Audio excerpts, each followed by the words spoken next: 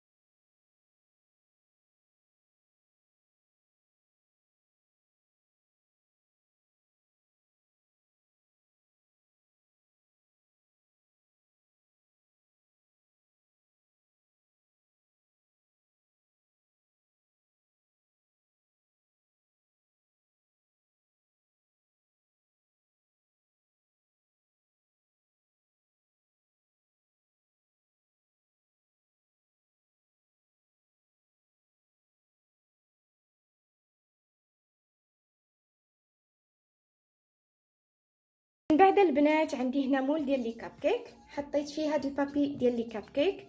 نورمالمون هاد الكميه اللي عندي فغتعطيني 12 حبه ديال لي كاب كيك. انا عندي هنا غادي نخدمهم بستة بستة، عندي المول ديال 6. المهم انا غادي نعطيكم الطريقه كيفاش. فانا وضعت الخليط ديالي في هاد الكاس اللي غادي يسهل عليا انني نعمر لي كاب كيك ديالي. حاولوا تعمروهم 3/4. حاولوا ما تعمروهمش حتى الفوق، يعني تخليو فين يتنفخوا. الا عمرتوهم بزاف فغادي يفيضوا ليكم مع فيهم الخميره.